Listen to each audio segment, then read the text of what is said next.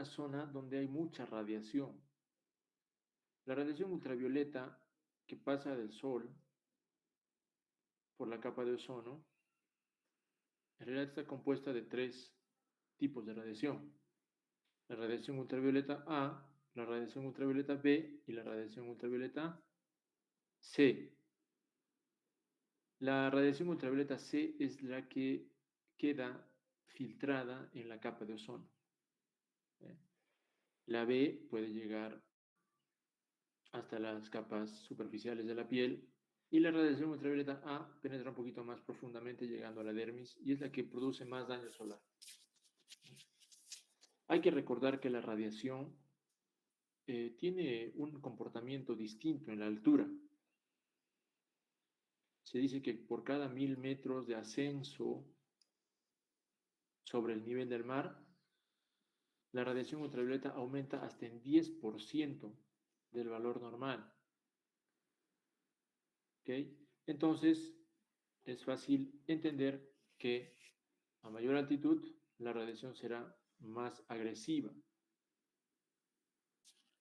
En nuestra área, en nuestra región,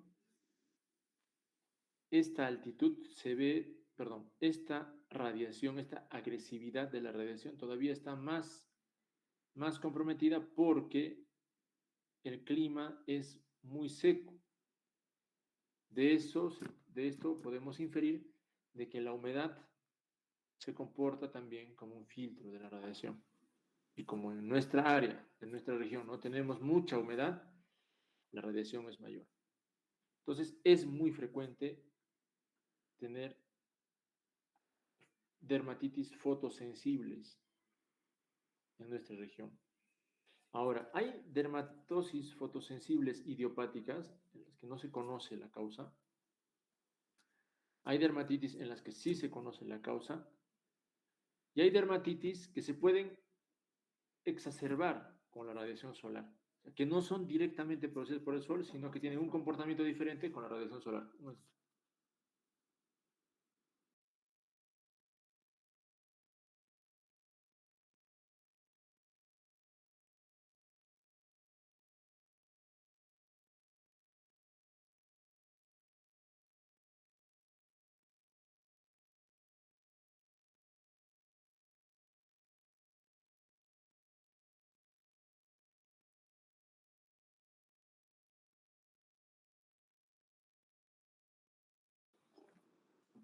¿No? Entonces, ahora vamos a tocar este importante tema. Y quiero que recuerden algo con respecto... Hola, hola. ¿Me escuchan? Sí, doctor. Ya. Hay puntos importantes que hay que recordar cuando hacemos la hipótesis diagnóstica de una dermatitis fotosensible, especialmente la localización. Deben recordar ustedes, chicos, que hay zonas fotoexpuestas que son más sensibles a la activación de estas fotodermatosis. ¿Cuáles son esas zonas fotoexpuestas? El rostro usualmente, especialmente la región malar, el mentón, el cuello, la B del escote, la B del escote. También la región cervical del cuello, en esta área. El dorso de las manos, el dorso de las extremidades superiores, dorso de extremidades superiores. Entonces, cuando ustedes encuentren lesiones en esas áreas, cualquier tipo de lesión, sospechar de una fotodermatosis. Lógicamente, en áreas donde hay mayor calor, en áreas tropicales, tenemos acá Quillabamba, Puerto Maldonado, las personas usan prendas más cortas, entonces esas áreas se extienden más, ¿no es cierto? Vamos a encontrar afectación del dorso, de los pies y también puede ser las piernas. Entonces, esas son áreas fotoexpuestas. Cuando ustedes encuentran cualquier tipo de lesión en esas áreas fotoexpuestas, debemos sospechar de dermatitis fotosensible. Entonces, ahora vamos a hablar, primero va a hablar su compañera de fotodermatosis idiopáticas, es la que les dice, entonces no se conoce la causa exacta por la que la piel reacciona hacia el sol. Y bueno, va a exponer. ¿Quién va a exponer?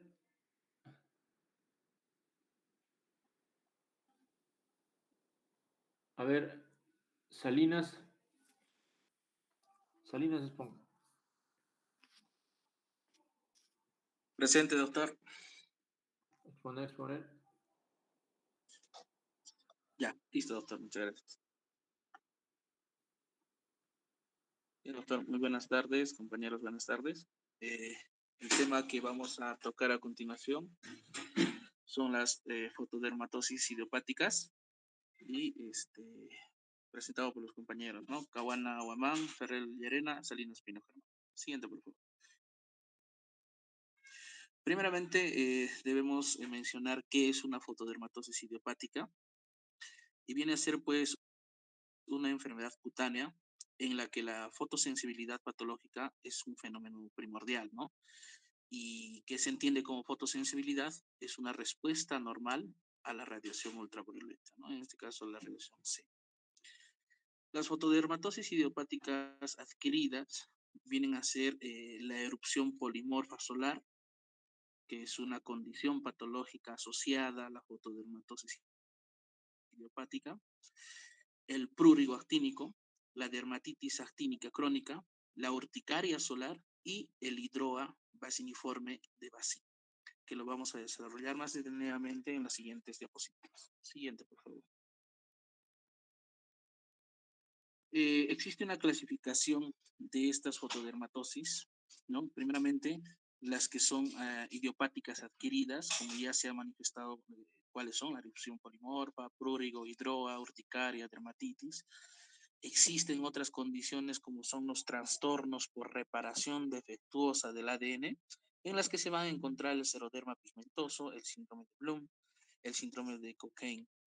Ahí existe también la fotosensibilización por sustancias químicas exógenas e inclusive endógenas.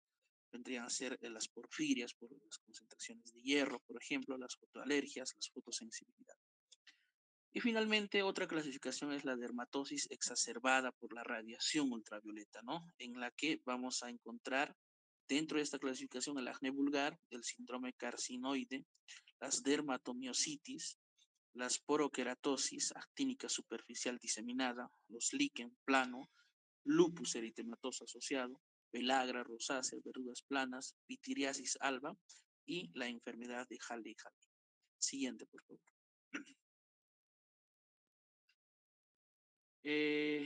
Tocando lo que es el punto específico de la erupción lumínica polimorfa, ¿no?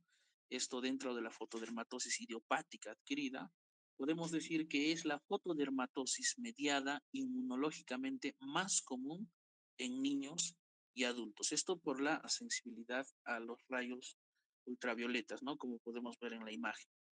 Siguiente, por favor. Entonces, esta fotodermatosis polimorfa vendría a ser llamada comúnmente como una alergia solar, ¿no? Se cree que alrededor de 1 de cada 5 personas de la población sufre de este tipo de alergias y que un 90% son reacciones alérgicas producidas precisamente por la radiación solar, y se trataría pues de la fotodermatosis polimorfa, ¿no? Los síntomas son incómodos, tienden a aparecer en zonas muy visibles en el cuerpo, ¿no? Incluyendo los brazos y el pecho. Entonces, se dice también que esta condición aparece en primavera o en verano también, en las zonas de la costa. Los síntomas son variables desde leves hasta graves. Inicia su aparición con un eritema cutáneo. A veces hay una erupción desigual y puede aparecer inclusive días después de haber sido expuesto a la luz solar. Siguiente, por favor. Si vemos la parte epidemiológica de esta condición, vamos a ver que afecta principalmente a personas de sexo femenino en la segunda o la tercera década de vida, con una relación mujer a hombre de 4:1. La mayoría de los casos se van a iniciar en las primeras 3 décadas de vida, como se dice, aunque hasta el 10% de estos casos van a iniciarse antes de los 14 años. Va a tener una amplia distribución geográfica, aunque inclusive es más frecuente en los climas templados. durante la primavera y el verano, como se ha mencionado, con prevalencias en las latitudes nortes, lo que indica la importancia de la adaptación de la piel a la radiación ultravioleta, ¿no? Secundaria la exposición constante en climas soleados. Y la mayoría de los pacientes van a presentar recaídas según la mayor exposición solar. Siguiente, por favor. Si vemos el punto de la patogénesis, podemos decir que existen lesiones que van a ser provocadas precisamente por los rayos solares, la luz ultravioleta, tienen un sustento inmunológico o mediado por una reacción inmunológica, esto a través del sistema de los linfocitos T y los linfocitos B, ¿no? Con una respuesta celular y una respuesta humoral inclusive, que se cree que esta exposición de las radiaciones ultravioletas y menor va a inducir la síntesis de fotoproductos que van a estimular la inmunidad celular y estas se van a manifestar por la aparición de las lesiones propiamente entre las 24 y 48 horas, inclusive posterior a varios días de exposición. Entonces, si encontramos dos condiciones, las condiciones fototóxicas, ¿no? Que van a incluir sustancias fotosensibilizantes, lo que promueve un estado reactivo a nivel del organismo, se van a producir formas reactivas al oxígeno y va a haber lesiones celulares.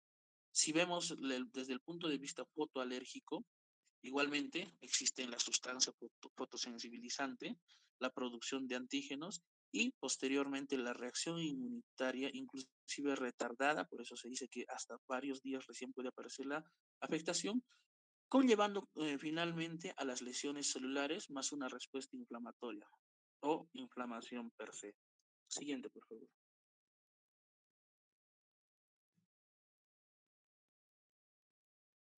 En condiciones normales, la radiación ultravioleta va a producir cierto tipo de cambios a nivel de las citocinas. Esto favorece una respuesta a nivel de los linfocitos T helper 2 y la disminución de las células de Langerhans en la epidermis o también la aparición de células clúster de diferenciación CD36, CD11, CD1, que son una subpoblación de macrófagos. Entonces, esto se va a traducir en una supresión inmunitaria, ¿no? Existen estudios de pacientes con estas enfermedades que van a sugerir que existe incluso resistencia a esta supresión inmunitaria, que esto está inducido, lógicamente, por la radiación ultravioleta, ¿no? También se ha planteado que existen otros estudios donde indican que la radiación ultravioleta va a ser capaz inclusive de modificar estas moléculas orgánicas, inclusive modificar las proteínas, y lógicamente es sabido que existen mutaciones puntuales a nivel de las cadenas de ADN, creando nuevas moléculas inmunógenas y que el sistema inmunitario va a reconocer inclusive como ajenas, he ahí el gatillante para la reacción inmunológica. Hasta el momento no ha sido posible identificar antígenos, pero sí se ha sugerido que pueda tratarse de proteínas de choque térmico 65, ¿no? Según los estudios, ya que se ha identificado en un estudio en el cual se han utilizado biopsias en lesiones de estas pieles, de estas erupciones solares polimorfas, y han encontrado pues un aumento de expresiones de esta proteína en los queratinocitos epidérmicos de los pacientes y de los controles normales no existía esta cantidad de proteína. Entonces, podría atribuirse a la presencia de esta proteína en los queratinocitos. De la misma manera, existen factores genéticos que también van a jugar un papel importante en este tipo de estudios y sobre todo para el reconocimiento de la patogénesis, ¿no? Entonces, esos estudios van a demostrar, por ejemplo, un modelo poligénico, donde se ha encontrado antecedentes familiares de primer grado que están presentes inclusive en un 12% en pacientes gemelos afectados, en comparación con otros pacientes en un 4% con gemelos no afectados, por ejemplo. Entonces, esta anormalidad heredada puede ser una resistencia a la supresión que normalmente se produce por la radiación ultravioleta, ¿no? Y consecuentemente, una supresión después de esta exposición a la radiación. Esto comparado con las personas normales, lógicamente, lo que va a producir una reacción de hipersensibilidad retardada contra moléculas endógenas alteradas por la radiación ultravioleta. Siguiente, por favor. Existen también otro tipo de condiciones atribuibles a la patogénesis, como es el factor hormonal. Esto se ha comparado con los hombres, entre hombres y mujeres, y los cuales son relativamente resistentes a estos efectos inmunosupresores de la radiación ultravioleta. Lo que sugiere que más de 3 veces de radiación para alcanzar el mismo nivel de inmunosupresión en los hombres. O sea, definitivamente ha afectado más en personas de sexo femenino. Y esto podría explicarse, dice también la literatura, que existe una mayor incidencia de erupción solar en mujeres, lo que acabo de comentar, pero el mecanismo exacto no está claro. Se sugiere que la hormona femenina, el beta-estradiol, podría estar implicada, ya que limita la liberación de interleuquina 10 de los queratinocitos, lo que previene la inmunosupresión inducida por esta radiación UV. También se ha demostrado que al bloquear los receptores de estrógeno, puede exacerbar la inmunosupresión causada por la radiación ultravioleta, lo cual también va a sugerir que es un rol importante de los receptores de estrógeno a la protección solar. Siguiente, por favor. Eh, Considerando la clínica, vamos a ver que no solamente se presenta en la estación de primavera, también se presenta en verano también. Van a aparecer lesiones con un periodo de latencia que va desde la media hora de la exposición inclusive, y estos van a terminar desapareciendo hasta los 7 días sin dejar lesiones cicatriciales, ¿no? Existen lesiones elementales. ¿Cuáles son? Las placas, las pápulas, las vesículas, ¿no? Y los eczemas que van a estar presentes. Puede presentar prurito y la distribución va a ser simétrica, tanto en el tórax o los miembros superiores, los cuales han sido expuestos por la radiación solar, perdón, respetando la cara. Siguiente, por favor.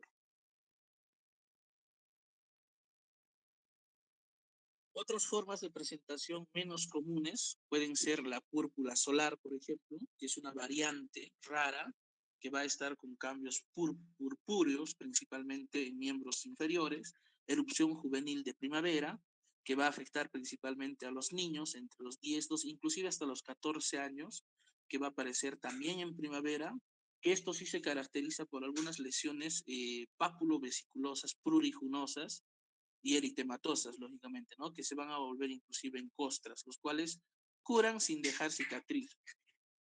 Algunos se van a localizar a nivel de los pabellones auriculares y generalmente hay resolución espontánea cuando ya el paciente pasa a la adolescencia, ¿no? Otra reacción o presentación más común podría ser la presentación polimorfa. Esto no va a acompañar de erupción y se va a caracterizar por un prurito intenso en las áreas expuestas, pero no va a tener cambios visibles en la piel. Siguiente, por favor. El diagnóstico, bueno, en un estudio histológico con biopsia, ¿qué vamos a encontrar?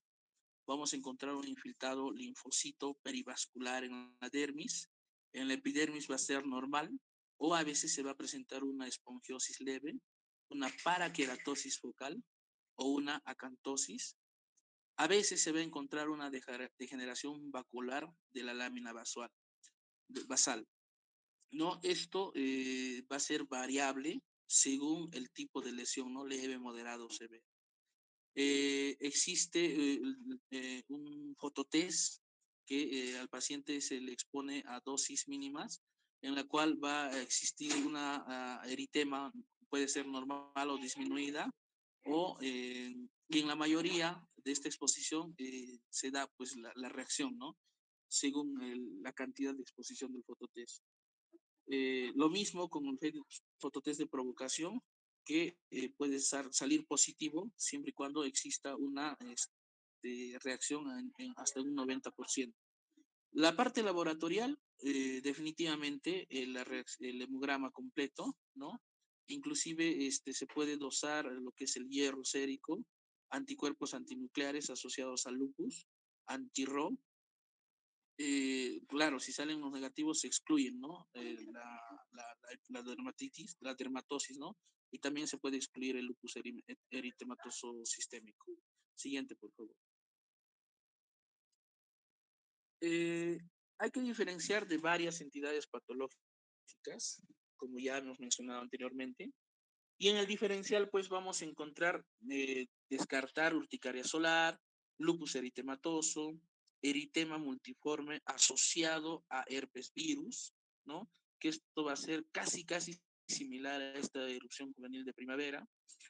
Diferenciar con dermatitis de contacto fotoalérgico, particularmente a protectores solares, porque también genera una reacción inmunológica, una reacción alérgica. Dermatitis de contacto por agentes aerotransportados y diferenciarlo por el prurigo SIM. Siguiente, por favor.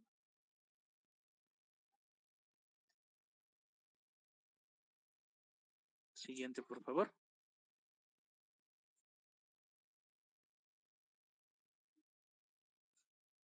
Bien.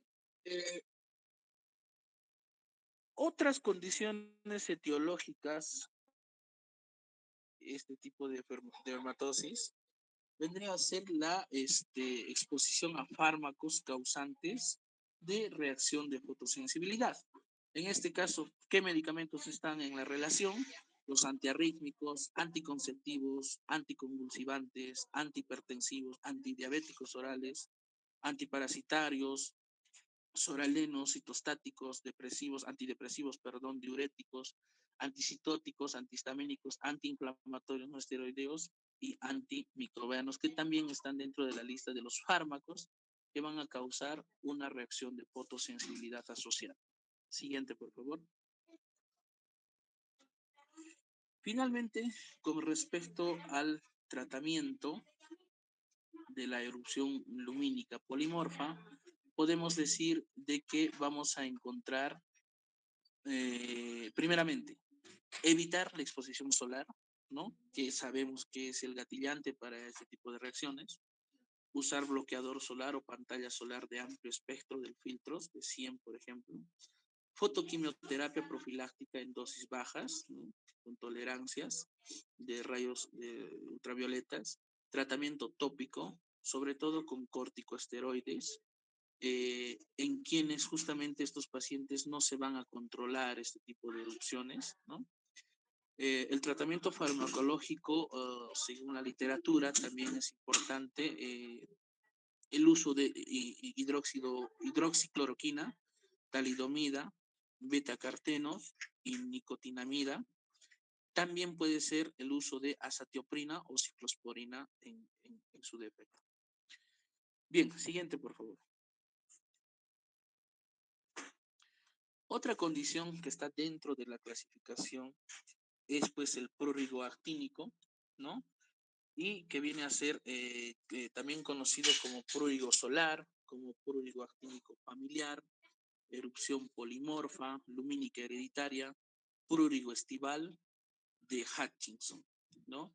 Que esta va a ser una enfermedad inflamatoria crónica que va a afectar la piel, las mucosas, sobre todo labiales y conjuntivales, y esto también casi parecido a la anterior condición, es una respuesta normal de la piel a la luz solar.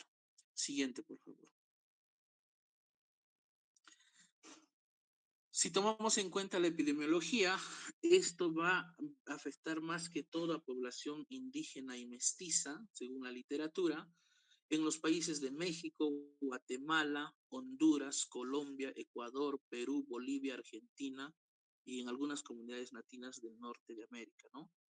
Esto va a tener un predominio más o menos en un 70% con afectación en población infantil, con predominio también del sexo femenino. Incluso existe relación por herencia con algunos casos de historia familiar positiva, ¿no? Y la severidad de la enfermedad es dependiente inclusive de la altitud. O sea, por encima de los 1000 metros sobre el nivel del mar, ya esta condición se hace presente, ¿no? Y esto lo vemos casi muy cerca en nuestra región, en nuestra realidad, con, con nuestra población infantil de zonas altoandinas, con la famosa inclusive condición criolla que se le llama como la paspa, ¿no? El paspa o chaspa. Entonces, vamos a ver que la fisiopatología, siguiente por favor, La fisiopatología es principal y primordialmente por la exposición a la radiación ultravioleta en los meses de primavera y verano, y también va a estar implicado a un componente genético. Este componente genético va a estar asociado al complejo mayor de compatibilidad, al HLA-DRA4, que esto está asociado más en población mexicana, por ejemplo. Las otras, o los genes, otros genes asociados, el HLA-A24, CBW4, DRB114, asociado a las poblaciones norteamericanas, por ejemplo, Canadá. Hay otro componente B40 y CW3 asociados en Colombia, por ejemplo. La respuesta inmunológica va a estar alterada en la piel, lógicamente. ¿Esto por qué? Por la presencia de los linfocitos CD4, ¿no? Estos van a tener una inducción y una ampliación de la respuesta inmune por efectos de la síntesis de la interleuquina 2, lo cual va a estimular la proliferación de linfocitos y la producción de otras citocinas que son pues iniciadoras de lo que es el proceso alérgico e inclusive el prurito, ¿no? También se está asociado la presencia del factor de necrosis tumoral alfa, ¿no? Por la exposición a los rayos ultravioletas. El interferón también está asociado, que va a inducir la expresión de moléculas de adhesión por los queratinocitos, y esto va a tener un carácter epidermotrópico, ¿no? De las células inflamatorias y específicamente los cambios epidérmicos que se van a manifestar. Siguiente, por favor. ¿Cuáles son las manifestaciones clínicas de esta condición? Sabemos que inicia en la niñez con una evolución crónica, ¿no? Tiene carácter familiar y las lesiones van a persistir durante todo el año, ¿no? Y las lesiones van a predominar en las zonas fotoexpuestas, ¿no? Hablamos de mejillas, rostro, inclusive manos, ¿no? O hasta pies. Se presentan con pápulas infiltradas, excoriadas por el rascado que condiciona el prurito. En el rostro, la V del cuello, ¿no? La marca que deja la vestimenta, la nuca, las superficies extensoras de los miembros superiores, el rostro anterior, de la cara anterior de los muslos y el rostro anterior o posterior de las piernas también. Las placas infiltradas van a estar constantemente excoriadas, inclusive liquenificadas, ¿no? También van a estar presentes en la frente, en el dorso de la nariz, en los pómulos y en el dorso de las manos también, ¿no? Entonces, todas estas características van a estar presentes a nivel de tanto las zonas expuestas como también de los miembros, en rostro, en pecho, como también de los miembros superiores e inferiores también, ¿no? También podemos decir que bueno, ya hemos hablado que justamente es de evolución crónica, inclusive por años, pero existe la posibilidad de que los pacientes lo puedan disminuir, se pueda disminuir esta intensidad durante el tiempo y desaparece espontáneamente, ¿no? Eso es importante. Siguiente, por favor.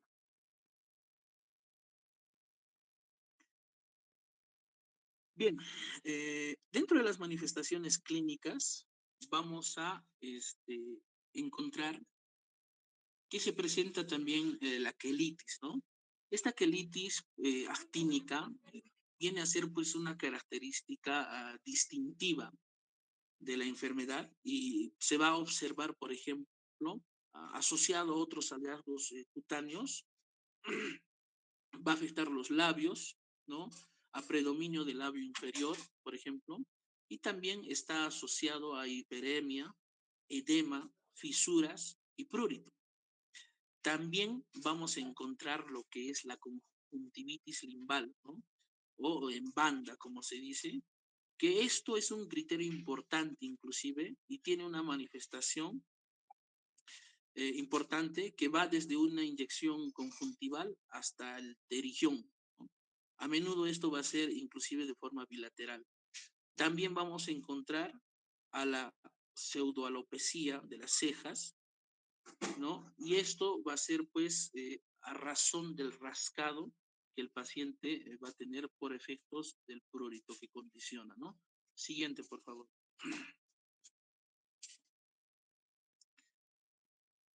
El diagnóstico es muy importante, ya que principalmente se va a basar en los hallazgos clínicos, ¿no? También se puede realizar el estudio con biopsia, pero sin embargo no son diagnósticos, pero sí pueden ayudar a excluir otras enfermedades, ¿no? Existen características histopatológicas que van a darse, por ejemplo, en las lesiones tempranas que incluyen esponjiosis epidérmica y un infiltrado mononuclear, inclusive perivascular, ¿no? Va a ser superficial o profundo también. Las lesiones más avanzadas también podrían presentarse con liquenificación, con fibrosis dérmica papilar focal e hiperplasia epitelial irregular. Existen las pruebas fotográficas que pueden ser útiles y se ha visto que en las pruebas de fotoprovocación, por ejemplo, van a ser positivas entre el 60 al 70% de los pacientes y lógicamente a razón de esta reacción alérgica mediada inmunológicamente, se tiene que evaluar los niveles séricos de inmunoglobulina E que están elevados casi en la mitad de los pacientes y se van a asociar con una enfermedad desde moderada hasta la condición grave. Siguiente, por favor. Con respecto al diagnóstico diferencial, debemos decir de que se va a incluir a la erupción polimorfa alumínica, el anterior tema, pero esta no es familiar ni tiene factor racial, ¿no? Se va a presentar en cualquier altitud y es de dosis dependiente a la exposición solar, ¿no? Eh, la cual no va a afectar a los labios ni a las conjuntivas.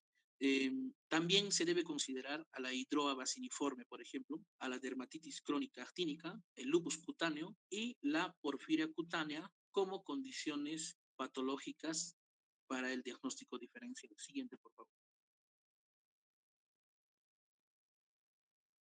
¿Cuáles son las complicaciones que condicionan esta condición patológica? Vendría a ser la impetigización secundaria por el rascado, ¿no? El impétigo.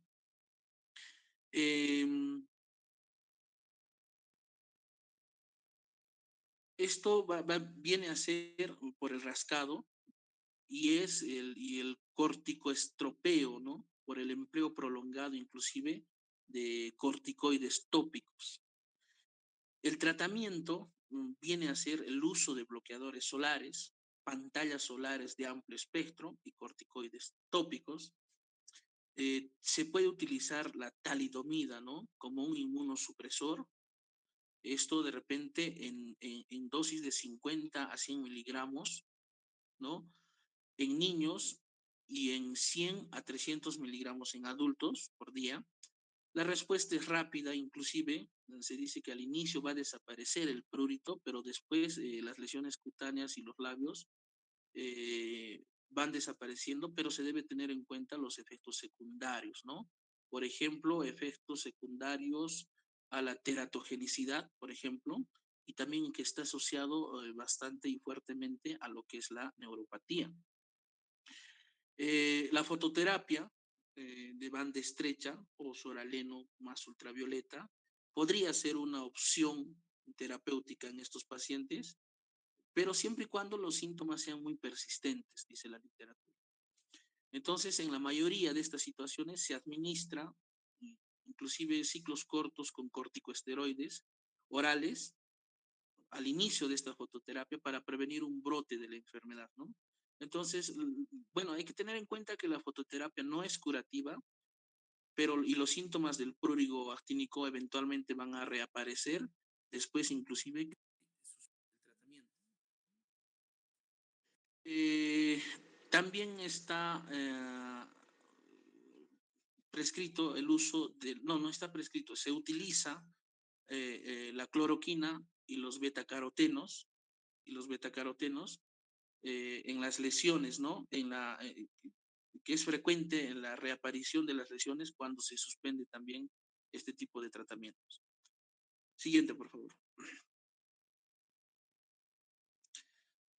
Bien, otro punto importante dentro de esta clasificación vendría a ser la hidroa baciniforme, que es un trastorno de fotosensibilidad también muy raro, ¿no? Que aparece en la infancia y esta pues se va a caracterizar por la presencia de vesículas pruriginosas o dolorosas, como se pueden ver en la imagen, y precisamente se van a dar en las áreas fotodistribuidas, ¿no? Donde llega la luz solar.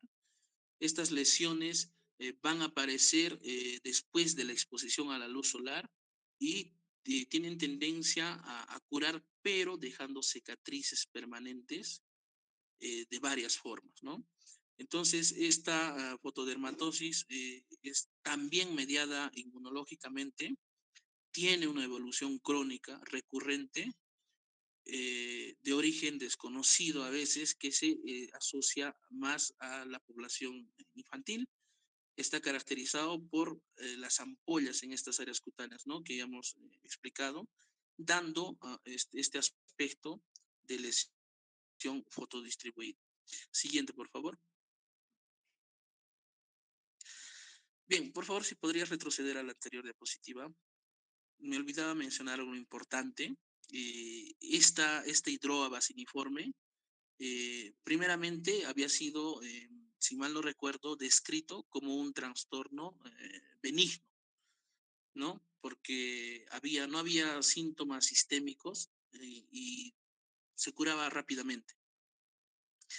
Esto en la adolescencia o en la edad adulta joven. Pero aparecieron nuevas formas graves, inclusive formas que empezaban a desfigurar a los niños. Esto más que todo por la parte de América Latina y Asia, ¿no? Entonces se le dio inclusive el nombre del linfoma de tipo hidroa baciniforme, ¿no? Y esto también había estado asociado muy directamente con el Epstein-Barr virus, ¿no? Actualmente, esta enfermedad inclusive está reconocida como un subgrupo de trastornos linfoproliferativos de células T mediados por el Epstein-Barr virus desde la infancia. Eso es solo como un comentario, ¿no? Con respecto a esta condición. Siguiente, por favor. Eh, la hidroa baciniforme se considera una enfermedad infantil con una incidencia bimodal. ¿Qué quiere decir, no? Primero se da en la primera infancia, hasta los 7 años, por ejemplo, y luego reaparece después de la pubertad, desde los 12 hasta los 16 años inclusive. Es de inicio estacional, que se va a dar en los meses de enero, en febrero, en verano, en primavera también, ¿no? Su prevalencia es casi desconocida, se dice que también en Escocia, por ejemplo, se ha reportado 0.3 casos por 1000 habitantes. Otros, ya se ha comentado que es una condición bimodal.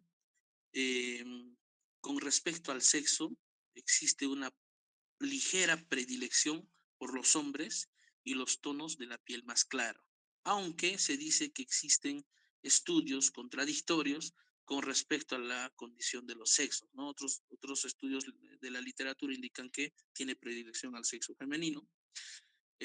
Los casos familiares son extremadamente raros. A veces se han reportado solo 3 casos reportados a nivel de la literatura, ¿no? La erupción se va a presentar usualmente en primavera y en verano y, como hemos dicho, raro asociado a condición hereditaria. Siguiente, por favor. La patogenicidad, el desarrollo de estas lesiones de hidroa baciniforme fotodistribuida va a sugerir una relación causal directamente relacionada a la radiación ultravioleta, ¿no?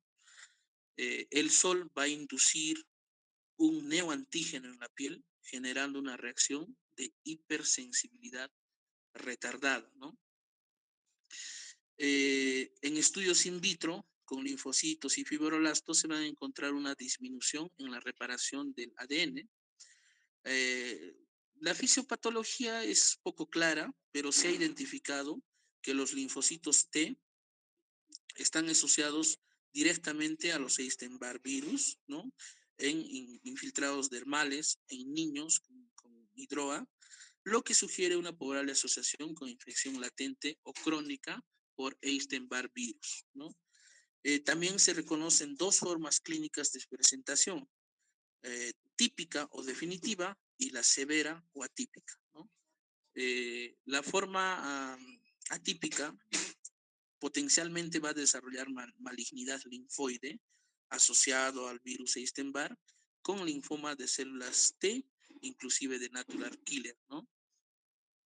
Tiene signos sistémicos como fiebre, injuria hepática, úlceras cutáneas, edema cutáneo y tiene una tendencia a un peor pronóstico. Siguiente, por favor.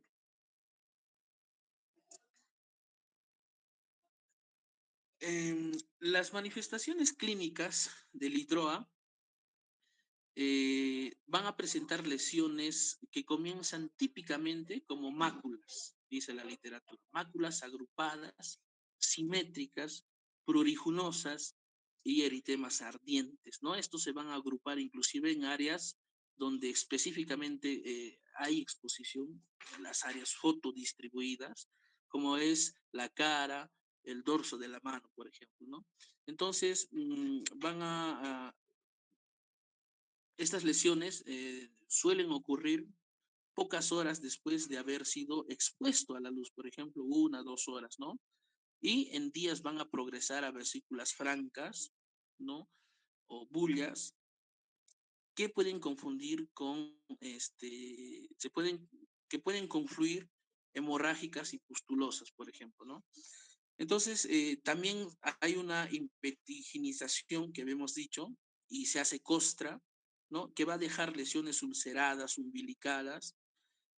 Estos se van a resolver, pero dejan cicatriz deprimida, ¿no? Como un sacabocado de aspecto de, o sea, varioliforme, ¿no? De varios de formas, con hipopigmentación sobre un periodo más o menos de hasta 6 semanas. Que esto puede desfigurar severamente las zonas comprometidas, como es el rostro, las mejillas, la nariz, el dorso, el lóbulo de los pabellones auriculares, el cuello, el dorso de antebrazo, por ejemplo, y las manos, ¿no? Esto raramente se va a acompañar con manifestaciones sistémicas como fiebre, malestar general o cefalea, al igual que el compromiso en mucosas, a no ser que se tenga que descartar la forma atípica que hemos visto en la diapositiva anterior, que va a condicionar una patología linfoproliferativa, inclusive que sí se asocia, ¿no? Con fiebre, malestar general, etc. Siguiente, por favor.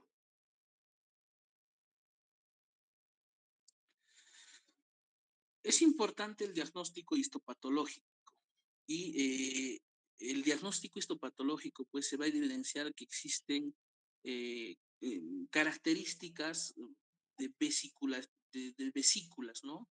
De espongióticas intraepidérmicas, ¿no? ¿Y qué se va a caracterizar de esto? Que van a contener fibrina y lógicamente las células inflamatorias agudas, ¿no?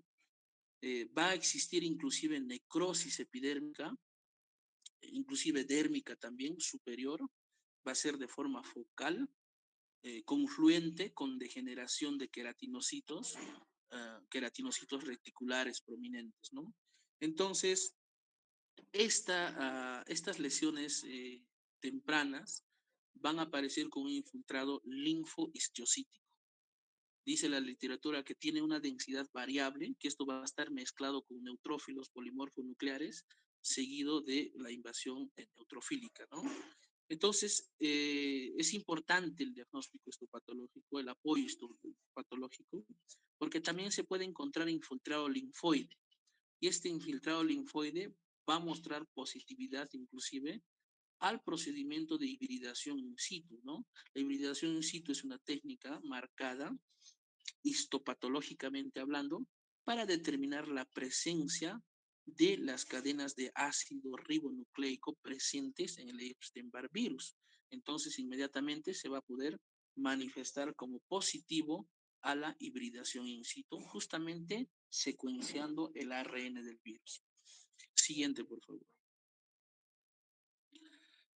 El diagnóstico diferencial tenemos que relacionarlo, bueno, primeramente el diagnóstico se tiene que asociar ¿a qué? A la historia clínica, al laboratorio, una detección y descarte, por ejemplo, de hierro, ¿no? De porfirias en orina, sangre, heces, a estudios inmunitarios asociados preferentemente con dosaje de inmunoglobulina E, la histología que hemos visto que es importante, ¿no?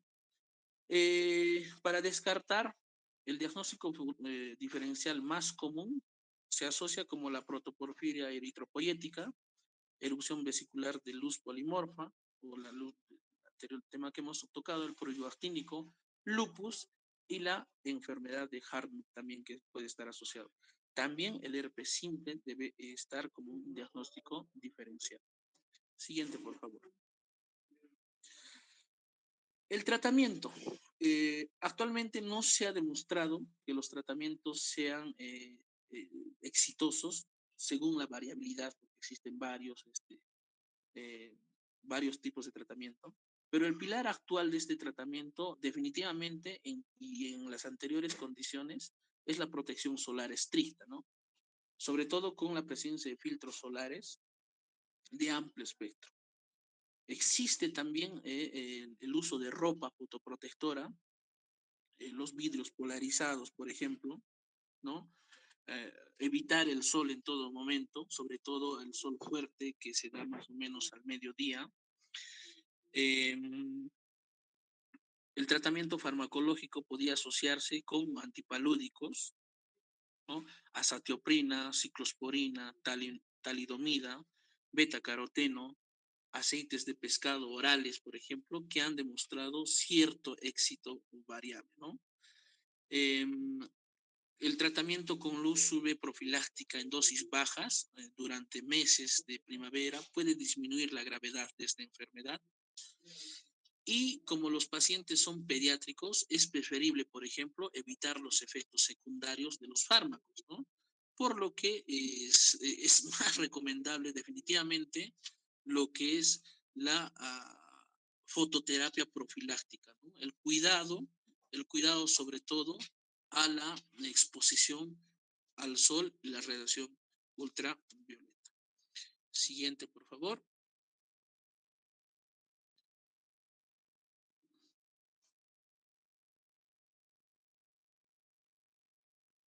Bien, eso sería todo, doctor, compañeros. Muchísimas gracias.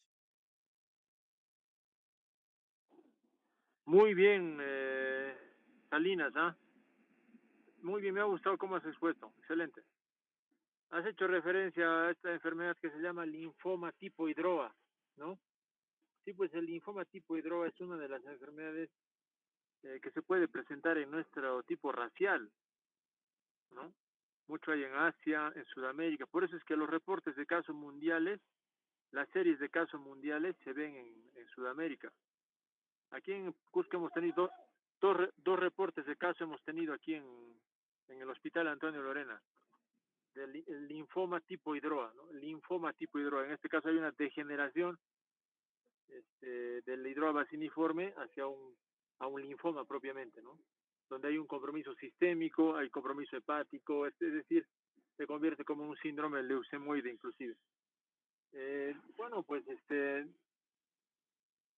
es importante la localización de las lesiones, ya les he mencionado, la localización de la lesión, no se olviden las áreas fotoexpuestas, cuando ustedes tengan pacientes con afectación en estas áreas, siempre sospechar de una dermatosis idiopática, una fotodermatosis idiopática, y lógicamente ustedes no van a hacer el tratamiento, pero deben conocer la actitud terapéutica, y cuál es el enfoque diagnóstico de la patología para explicar al paciente sobre todo, ¿no?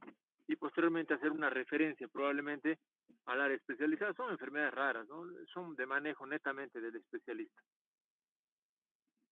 Muy bien, Entonces, Diego, allí nos quedamos. Sí, doctor, solo tenemos ese tema de exposición para el día de hoy. Muy bien, entonces estudien para su examen de la noche. Nos vemos el día lunes. Gracias. Muchas gracias, doctor. Buenas tardes. Sí, hasta luego.